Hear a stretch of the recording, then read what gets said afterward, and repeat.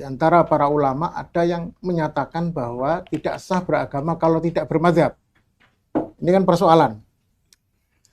Dan Muhammadiyah malah mengatakan tidak berafiliasi madhab. Lah tidak berafiliasi madhab itu apa? Tetap menghargai madhab. Tidak berafiliasi madhab artinya tidak mengikuti hanya satu madhab.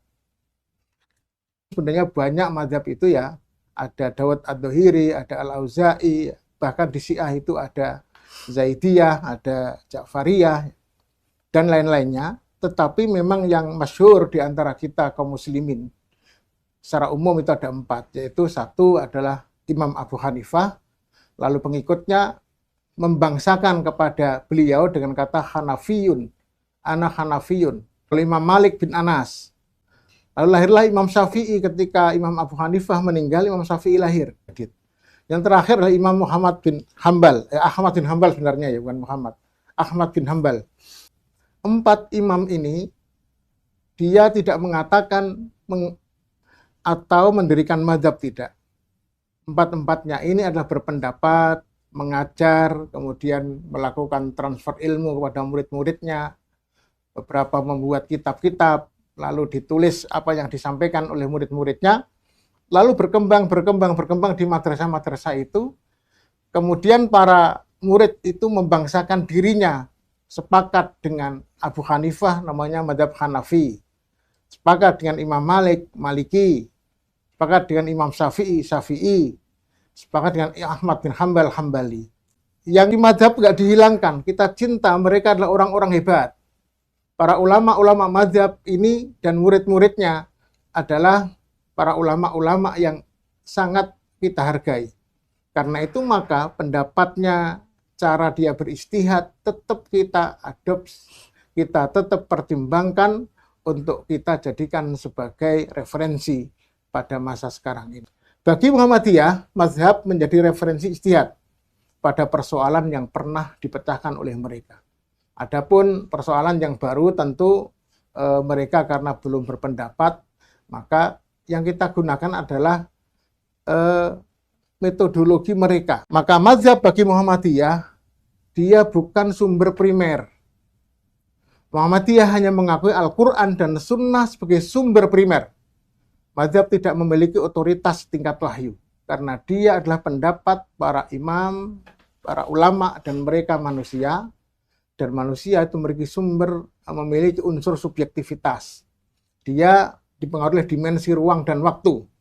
Dia hidup pada suatu masa dan pada saat tertentu dan di tempat tertentu. Karena itu maka kita jadikan pertimbangan. Metode mana tarjih itu tidak keluar dari mazhab ini. Kita mengkompilasi semua, mulai dari zaman awal kitab Ar-Risalah yang ditulis oleh Imam Syafi'i, hingga sampai Imam Syatibi tentang maqasid syariah, itu kita kompilasi di dalam metode beristihad. Bagaimana penghargaan kita di manhaj tarjih ini terhadap para ulama.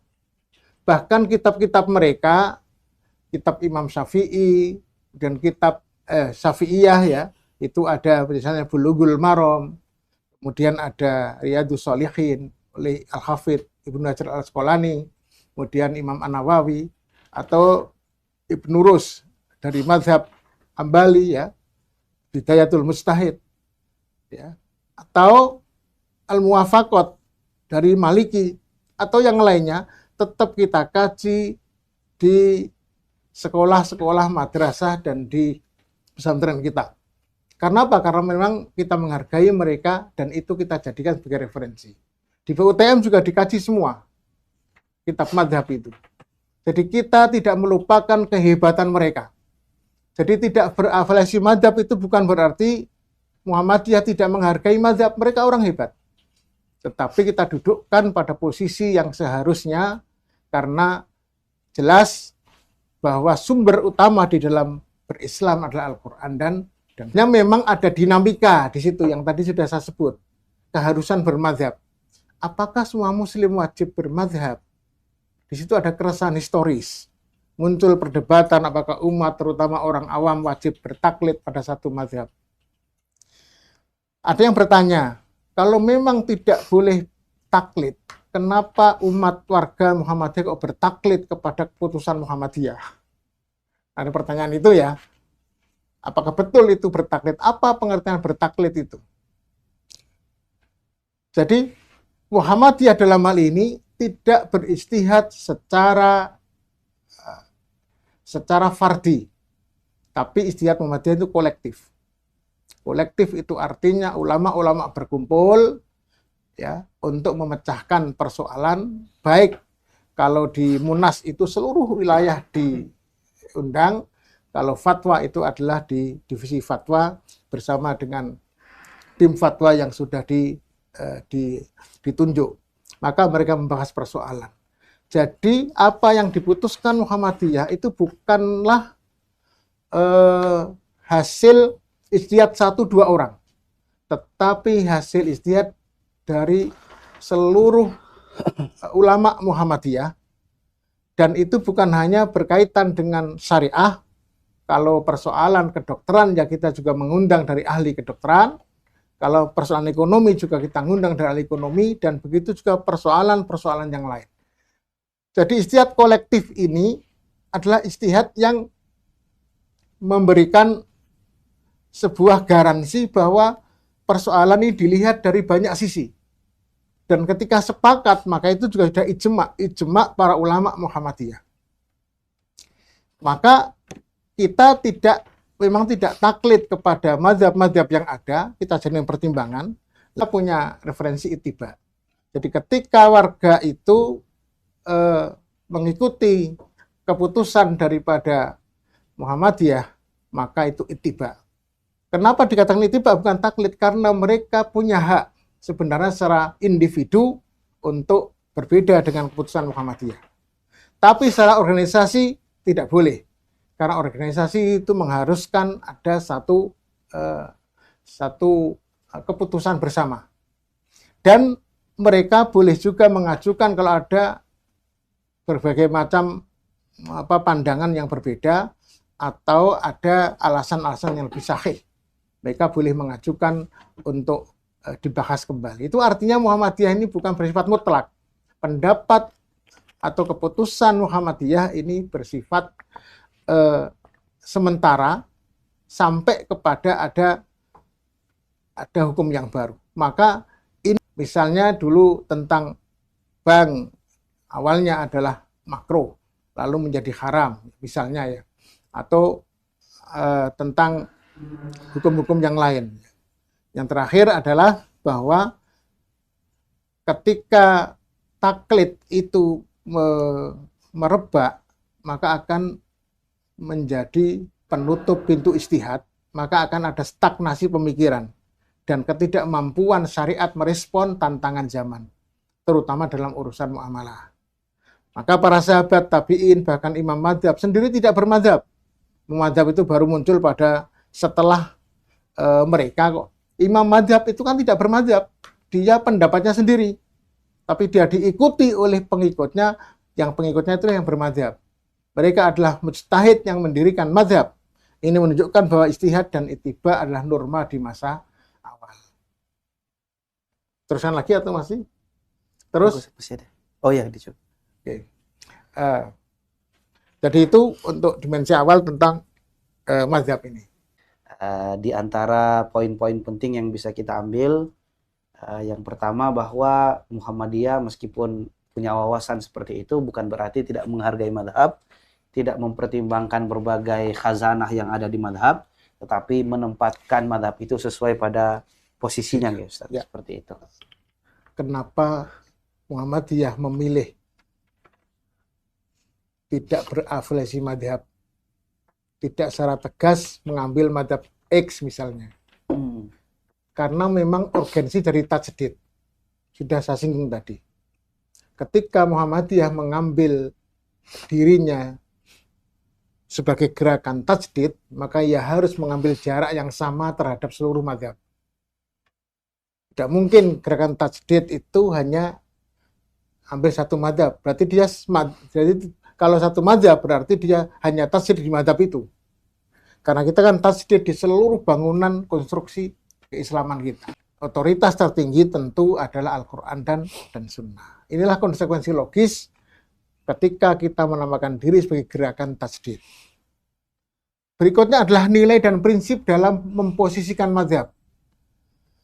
Muhammadiyah memposisikan mazhab sesuai prinsip memelihara yang lama yang baik. Al-muhafadatu alal qadimis sholih, sambil kritis terhadap hal-hal yang tidak berdasar dalil kuat. Jadi pendapat-pendapat ulama itu turos, mazhab mulai dari masa sahabat hingga sampai masa sebelum kita, ini semua turos yang perlu kita kaji. Dan itu adalah merupakan al-qadim as-sholih, al-muhafadhah kita jaga.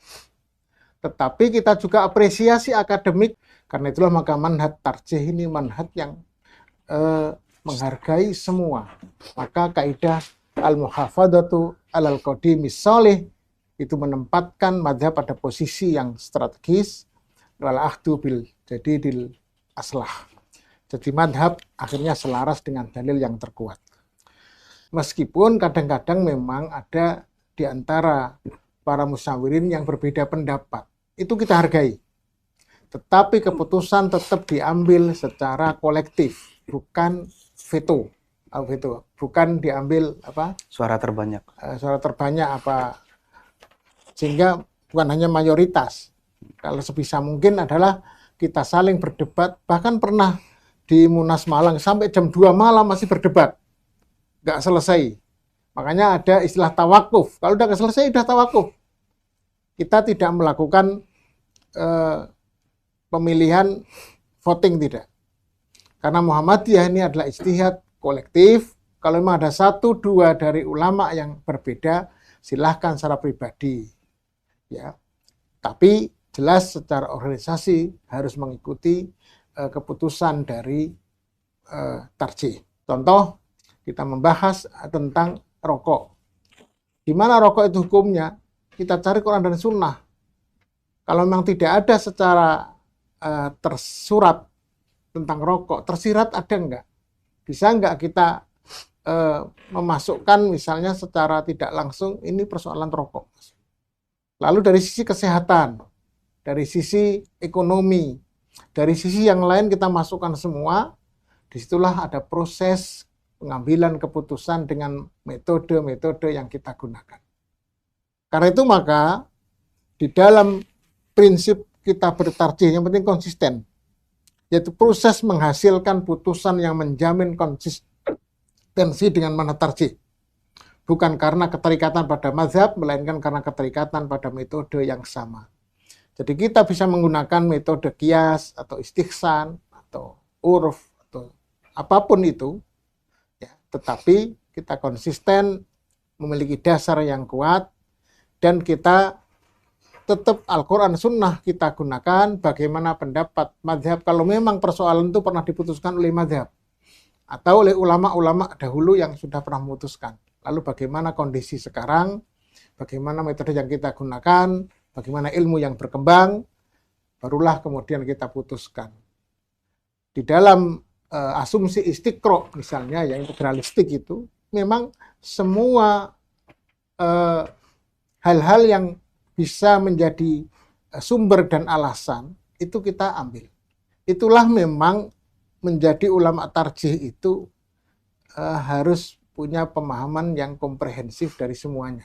Nggak cukup hanya, pendapat ulama sudah kita ikut ini, nggak bisa.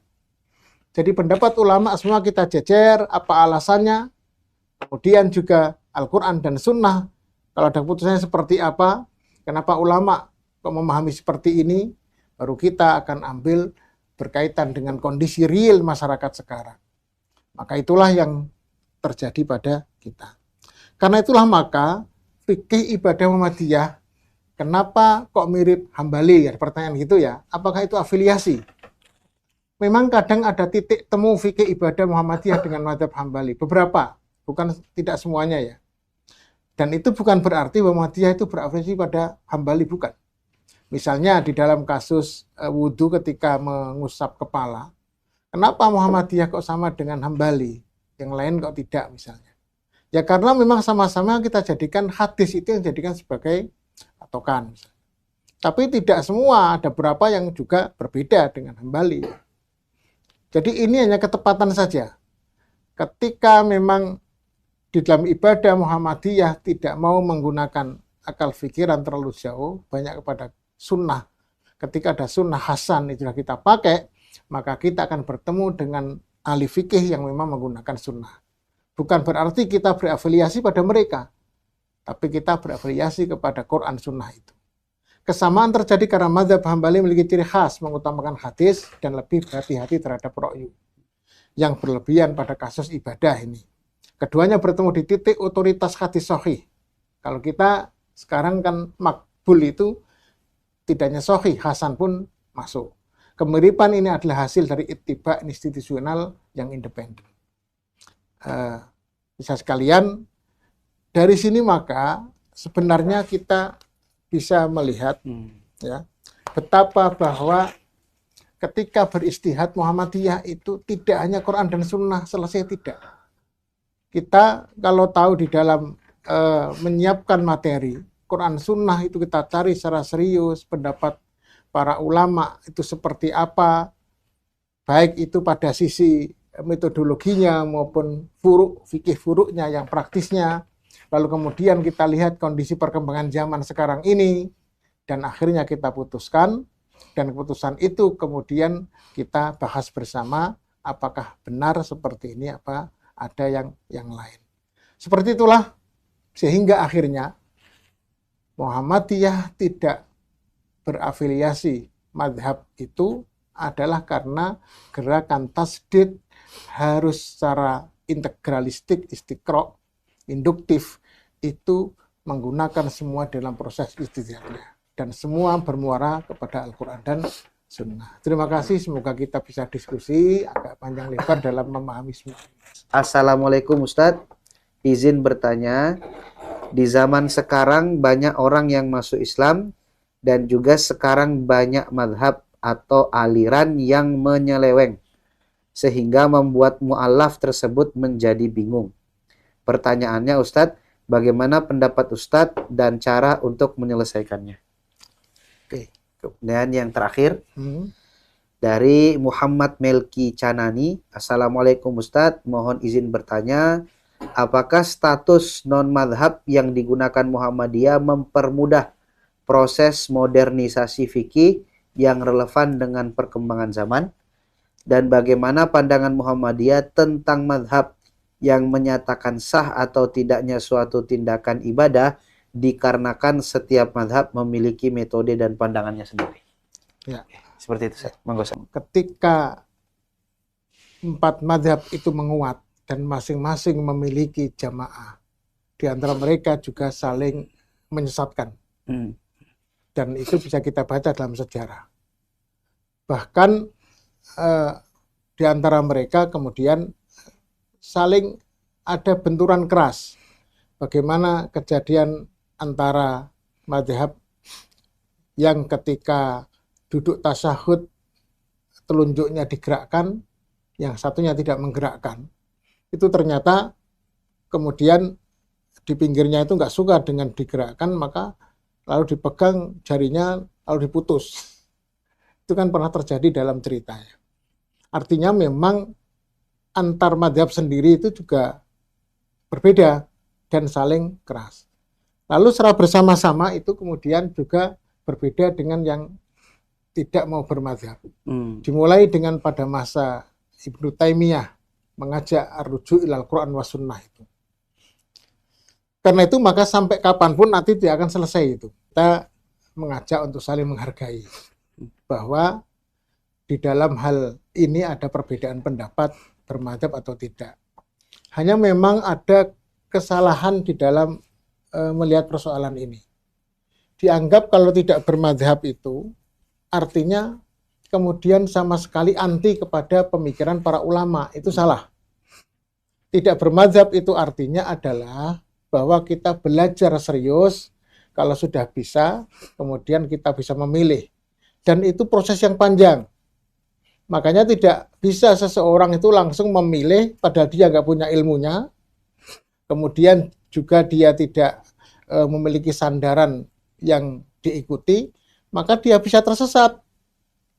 Lah Muhammadiyah ini tidak bermadhab itu maksudnya tidak ikut madhab di 4 ini, tapi kan beristihad secara kolektif. Maka nggak ada persoalan. Tidak berarti kemudian juga orang yang hanya mengambil satu madhab itu salah, juga tidak. Itu pilihan. Hanya memang sekarang ini, masa sekarang itu tidak mudah kita mengikuti madhab dalam seluruh persoalan. Kecuali dalam masalah ibadah, itu masih ada relevansinya dengan sekarang. Tapi kalau masalah yang sifatnya muamalah, ya, misalnya cadar saja, atau suara wanita saja, itu sekarang sudah berubah. Bahkan yang mengikuti madhab Syafi'i saja tidak mau mengikuti madhab Syafi'i itu. Mengapa? Karena memang sudah tidak relevan lagi sekarang misalnya. Meskipun ada yang tetap.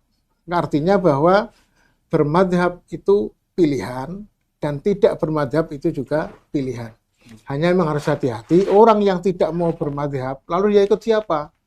Kalau dia tidak memiliki perangkat untuk beristihad, ya nggak mungkin, dia harus tetap ikut madhab.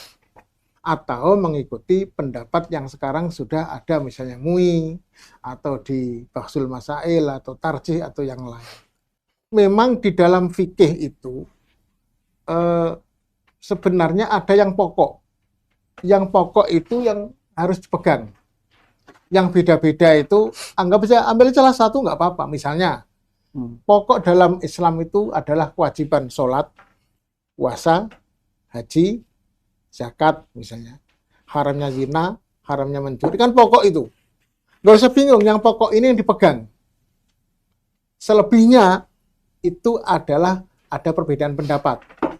Lalu di pokok ini juga, yang pokok sholat, yang pokok itu adalah satu, mulai dari rukun-rukunnya, syaratnya terpenuhi, rukunnya terpenuhi, itu sudah sah. Baru nanti perbedaan pendapat, nggak usah bingung, ya. Belajar, pilih aja salah satu atau dengan mencari ilmu, nanti akan ketemu. Jadi yang pokok-pokok itu yang dipegang. Ya, sholat adalah, namanya sholat itu kan pokok. Orang di Indonesia Muslim itu sholatnya pasti sama semua secara pokoknya. Perbedaan kan hanya sedikit, hanya perbedaan bacaan. Bacaan itu pun juga tanawu sekarang ya. Kemudian juga tarawih. Tarawih itu perbedaan hanya jumlah rakaat. Itu pun juga tidak tarawih juga nggak apa-apa, sunnah. Jadi nggak perlu dibingungkan. Yang pokok-pokok itu aja yang pokok yang harus dipegangi. Sehingga madhab tidak bermadhab itu nggak harus membingungkan yang tidak mampu. Nah kalau bingung nanti diajak untuk sering kajian, ikut kajian tarjih ini biar paham. Masalahnya kalau pas ikut kajian malah nggak paham, lah repot, malah bingung ya saya. Malah repot kalau itu ya. Semoga saya nggak bingung lah. Tapi intinya adalah bahwa Islam itu mudah, mana yang bisa dilakukan, insya Allah Allah terima. Sambil proses kita mencari yang terbaik. Saya beri contoh begini. Sekarang wudhu. Wudhu itu dianggap sah itu seperti apa? Quran itu hanya mengatakan 4. 1 adalah membasuh muka, 2 membasuh tangan sampai siku, 3 mengusap kepala, 4 adalah membasuh kaki. Ini perkataan firman Allah dalam Al-Quran. Kalau ikut Al-Quran hanya 4 ini. Tapi kemudian para ulama mengambil sunnah. Maka bangunan sepakatan ulama itu sunnah, bukan sunnah, mengambil sunnah Nabi, hadis maksudnya, yaitu tambah niat. Innamal amal biniyat. Ini berdasarkan sunnah atau hadis. Yang keenam adalah dari ijma. Apa ijma itu? Harus urutannya jelas. Tidak boleh kaki dulu baru tangan. Itu nggak ada hadisnya loh ya itu. Itu pemahaman. Tapi ulama semua sepakat. Akhirnya rukun wudhu itu 6. Tapi di antara yang 6 itu ada perbedaan. Sekarang yang beda lagi itu mualat. Apakah dari satu gerakan, tindakan dengan tindakan yang lain itu harus langsung atau boleh diselai dengan ngobrol misalnya. Itu mereka sudah beda pendapat. Dan itu adalah termasuk furu, tidak pokok. Yang pokok itu kan Quran itu mengatakan 4. 1 niat. Lah niat seperti apa? Yang penting ada niat. Lah bagaimana melafadzkan niat? Itu furu. Ulama beda pendapat. Lah kita di Muhammadiyah akan mengambil mana dari furuk itu yang mendekati dari Quran Sunnah. Seperti contoh adalah niat. Niat itu jelas Nabi mengatakan. Tetapi Nabi sendiri tidak pernah mencontohkan bagaimana cara berniat.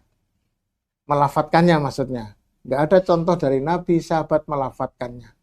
Di dalam kitab Al-Um maupun I'anatul Talibin itu kan dikatakan, Imam Syafi'i itu malah mengatakan, kalau Imam Nawawi mengatakan, an-niyatu hiyal qasdu fahuwa fil qalb. Niat itu maksud hati, dan tempatnya itu adalah di hati. Qasdu, niat itu adalah maksud dan tempatnya di hati. Itu Imam Nawawi. Tapi dalam kitab Imam Syafi'i itu ada namanya an-nutku, bahwa niat itu an-nutku, berucap. Imam Jubairi mengartikan bahwa ketika membaca Allahu Akbar dalam sholat, itu adalah dia pendapat, dia adalah termasuk ulama di mazhab Syafi'i loh ya. Ketika seseorang mengatakan Bismillahirrahmanirrahim waktu wudhu, itu sudah yang namanya niat. Kemudian orang sudah sholat, membaca Allahu Akbar itu sudah niat. Karena udah Allahu Akbar itu niat pada Allah. Tetapi sebagian kan nggak sepakat dengan itu, harus ada niat. Karena haji itu ada langsung ya, misalnya labbaik Allahumma labbaik, labbaik Allah al-hajj atau al-umroh. Ada lafadz niatnya misalnya. Nah, disinilah perbedaan pendapat. Karena itu maka yang beda-beda begini jangan menjadi fokus. Pilih saja yang terbaik, yang mana yang marem, yang disukai ya. Nah, Muhammadiyah memilih tidak melafatkan. Dasarnya apa? Karena nggak ada contoh dari Nabi. Hanya itu saja. Ya. Di dalam Safinatun Najah, kitab Syafi'iyah misalnya yang dikaji di kalangan saudara kita itu. Di situ juga mengatakan bahwa niat itu lafadznya memang tidak pernah ditemukan dalam Nabi. Tetapi untuk memudahkan masyarakat, maka dibuatkan lafadz-lafadz niat. Ya, ada di situ misalnya. Nah ini adalah perbedaan pendapat yang sifatnya furuk dan detail ini jangan sampai membingungkan kita. Ya, bahwa kita milih yang mana itu perlu ilmu, maka terus belajar, kita ajak dia belajar. Maka kalau kita belajar ngajari orang ya jangan diindoktrinasi, tapi diajak terbuka. Apa alasannya, lalu silahkan milih. Bagaimana seharusnya saya bersikap agar tetap menghormati tradisi lokal, tetapi tetap konsisten dengan manhaj tarjih dalam masalah ikhtilaf seperti ini, Ustaz? Ya, di dalam hal ibadah, misalnya tentang kunut subuh, Muhammadiyah yang jelas di dalam hal kunut itu Nabi pernah melakukan secara umum, yaitu kunut nazilah. Dan ada juga doa kunut witir. Itu hadisnya juga bisa diterima, Hasan.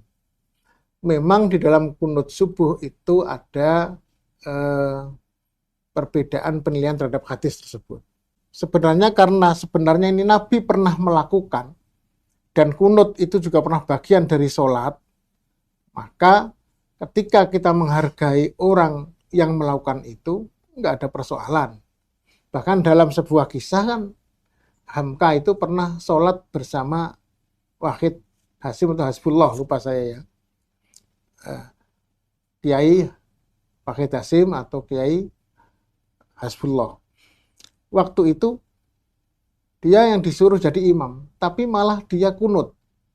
Ketika ditanya loh, kenapa Hamka ini kan Muhammadiyah, kenapa Anda kunut? Saya menghargai saudara saya yang ada di belakang saya. Artinya, di dalam berdakwah itu, ini bukan hal haram ini ya. Kecuali kalau hal haram. Kok zina menjadi halal, itu jangan diikuti. Atau homer jadi halal, kecuali terpaksa ya. Kalau zina nggak terpaksa kayaknya, kalau yang homer itu terpaksa bisa. Nah, kalau yang kunut ini adalah sesuatu yang bersifat apa ya?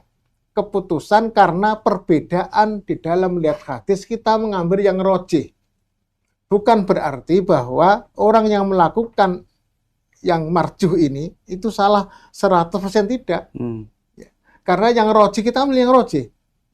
Sampai saat ini memang kita belum memutuskan tanawu. Jadi nanti kalau ada fatwa baru tanawu ya, boleh.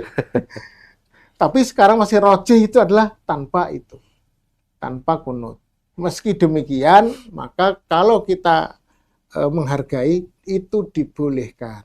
Apalagi sebagai bagian dari dakwah, maka kita harus ngomong jamaah. Silahkan ngomong jamaah tentu perlahan-lahan sampai pada batas ya diajak diskusi ya. Ya, jaldilum billati ya. Saya kira Bagaimana Manhaj Tarji memandu kami bersikap ketika perbedaan itu dipahami masyarakat secara emosional, Ustaz, bukan ilmiah. Jadi begini, memang di masyarakat kita itu masih senangnya seragam. Seakan-akan kalau berbeda itu adalah satu salah. Itu yang masalah kan itu. Ya, kecuali pada tadi hal yang pokok ya, sholat kok nggak pakai rukuk itu sudah salah. Nggak ada sujudnya salah. Tapi ketika bacaannya berbeda dan ada dalilnya, termasuk satu bismillah sir, satu jahr, itu Muhammadiyah malah mandangnya tanawu, boleh memilih. Kemudian telunjuk bergerak dan tidak bergerak, itu juga Muhammadiyah itu kan dalilnya dua itu, yuharrikuha dan lam yuharrikha. Jadi yang satu menggerakkan, satu tidak. Muhammadiyah memaknainya thariqatul jam'i di situ. Sebenarnya bisa juga tanawu sebenarnya. Tapi mengambil thariqatul jam'i bahwa yang pertama itu adalah yuhrikuha. Yuhrikuha itu adalah menggerakkan awal, baru lam yuharrikha itu adalah lalu diam. Itu kan juga ya bukan alak-alan ya, itu adalah cara merekonstruksi thariqatul jam'i di dalam nas atau teks. Dan itu sah-sah saja. Tapi bagi orang yang memahami bahwa Nabi itu menguatkan yang yuharrikha dan menguatkan satunya alam yuharrikha, tidak bergerak atau bergerak, itu boleh-boleh saja. Yang salah itu adalah ketika kita sholat, kemudian malah melirik tetangganya, apalagi kemudian malah nggak jadi sah sholatnya, malah kemudian diputus tangannya gara-gara bergerak. Jadi perbedaan itu biasa saja. Memang masih di masyarakat kita itu emosional, seakan-akan salah kalau berbeda. Itu harus ada terus-menerus kita berdakwah. Memang harus ada fikih khilafiyah yang dibuat oleh Tarji ini. Saya sudah bilang pada Pak Asep untuk menyusun bersama itu. Sudah saya susun tapi belum selesai. Semoga wallahu alam.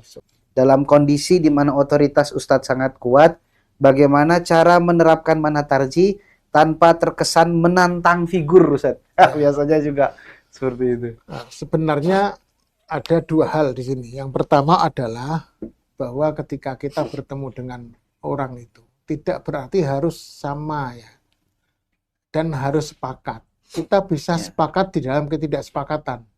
Lana amaluna lakum a'malukum. Itu ketika sudah tidak bisa lagi. Tapi sebelumnya itu ada apa itu? Yang namanya al-mujadalah. Ya. Bukan mujadalah dalam arti yang negatif, tapi positif untuk bertukar pikiran. Jadi yang diambil itu bukan dari sisi furuk hasil hukumnya, tetapi alasannya. Mengapa Ustadz itu ngambil ini, alasannya apa? Dari madhab lah. Madhab itu pun punya alasan, bisa kita telusuri. Bisa disuruh membaca Bidayatul Mujtahid, ya, Wanihata itu Muqtasid, atau Al-Madhahib Al-Madhahib Al-Arba'ah misalnya. Al-Fiqhu Al-Madhahib Al-Arba'ah, atau yang lainnya. Di sini ada fikih-fikih gitu, itu bisa kita bandingkan. Meskipun ketika kita membandingkan alasannya, belum tentu juga seseorang itu mau beranjak. Tapi nggak apa-apa, kita harus belajar bersama, untuk berproses bersama.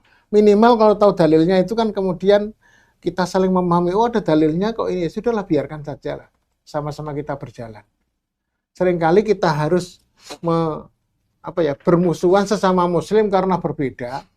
Tapi berbeda dengan orang yang non-muslim malah bisa bersama-sama, kan aneh. Anehnya kita bisa bersama-sama dengan non-muslim, padahal berbeda lebih banyak. Tapi dengan muslim malah sedikit berbeda, kita nggak bisa bersama. Itu kan lucu. Tetaplah bersama dalam perbedaan. Ya. Kecuali hal-hal yang jelas dilarang oleh agama.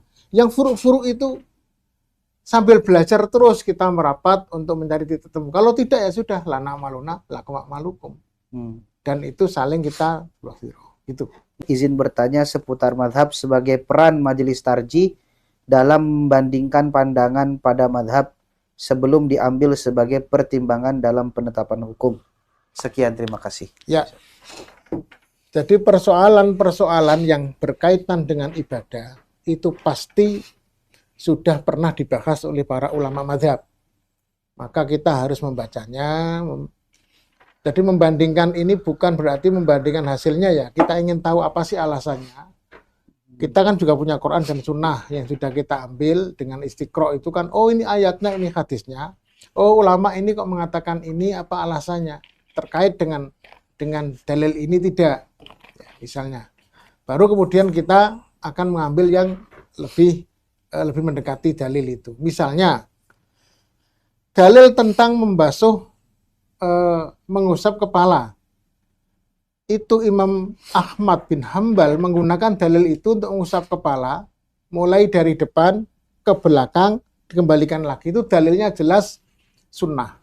Bada'a bimuqaddami ra'sihi, summa dhaba ila kufahu, summa radahuma ilal makanil ladhi bada'a minhu. Ini kan jelas. Tapi masa sekelas Imam Syafi'i tidak membaca dalil ini sehingga hanya sini saja? Ada apa di situ? Maka kita harus membuka bukunya, kitabnya Syafi'i. Ya. Apakah hadis itu sudah digunakan enggak?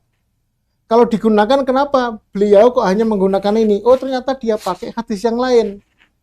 Yang bin Asiyah hanya di atas ini saja. Selain menafsirkan dari ayat Al-Quran kata-kata biru usikum itu adalah min ru'usikum, sebagian dari kepalamu. Nah, di sini ini perlu memang agak panjang ya kalau diceritakan. Tetapi memang ketika dalam ibadah itu kita harus tahu dalilnya, Qur'annya, sunnahnya apa, dalam kasus sujud tadi itu. Lalu pendapat ulama, kenapa hadis sepenting ini kok tidak dipakai oleh ulama X misalnya? Ada apa? Apakah memang tidak sampai atau sampai tapi dia punya pendapat karena ada alasan ini? Nah, itu yang harus kita baca. Baru kemudian kalau kita tahu alasannya, kita kembali kepada manhaj kita. Apa manhaj kita? Oh, berarti Imam X ini dia lebih mengikuti yang ini. Saya tetap cocok yang ini karena Quran dan Sunnah. Nggak apa-apa. Dan itu bukan berarti kemudian kita menyalahkan. Itu pendapat mereka, orang hebat toh ya. Mau ngikuti nggak apa-apa. Maka akhirnya paling enak itu apa? Pokoknya yang penting tetap mengusap kepala. Minimal adalah di depan, kalau bisa sempurna semuanya. Enak toh? Misalnya ya. Itu kalau dengan umat. Tetapi di lingkungan internal ya kita tetap menganjurkan pada warga kita untuk ketarjih karena sudah kita pilihkan mana yang lebih rojih, lebih kuat. Begitu aja yang penting. Lalu yang muamalah yang terakhir, memang muamalah tidak semuanya ada pada masa mereka. Tentang rokok itu kan baru muncul abad 16. Mazhab belum ada. Nggak ada satupun mazhab yang merokok. Ya, Nabi sahabat nggak pernah merokok. Karena memang nggak ada rokok. Lah gimana menghukumi rokok itu? Maka rokok itu muamalah yang tidak pernah ada pada masa sahabat. Apakah yang tidak pernah ada kemudian pasti halal? Itu kemudian perlu dicari, misalnya dicari ilatnya. Merokok itu memberikan manfaat apa mudorot, masuk kepada kaidah-kaidah yang lain. Tapi itu memang teknis ya, perlu ada sendiri. Ada pertanyaan anjing.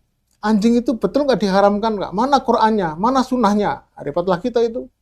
Tapi ijma ulama mengharamkan anjing. Alasannya adalah ABCD. Tetapi di antara mereka juga ada yang mengatakan tidak sampai haram karena memang tidak ada alasan untuk mengharamkannya. Meskipun Nabi sahabat tidak pernah makan anjing. Ini perbedaan itu karena perbedaan cara pandang. Lah di masing-masing tempat yang perlu ada fikih ikhtilaf biar tahu. Baguslah membahas Bidayatul Mujtahid. Kalau mau ikut, saya tiap Senin malam maghrib sampai Isya itu membahas kitab ini, Bidayatul Mujtahid, di perumahan PKU Muhammadiyah Gamping, ya, perumahan situ. Dan kita sudah sampai sekarang itu pada adzan. Di situ bagaimana para ulama berbeda pendapat, madhab itu, agar kita punya wawasan bahwa perbedaan itu biasa. Dan ketika Muhammadiyah mengambil itu dianggap oleh kita sebagai yang paling roji. Demikian, semoga tidak puas agar terus mencari.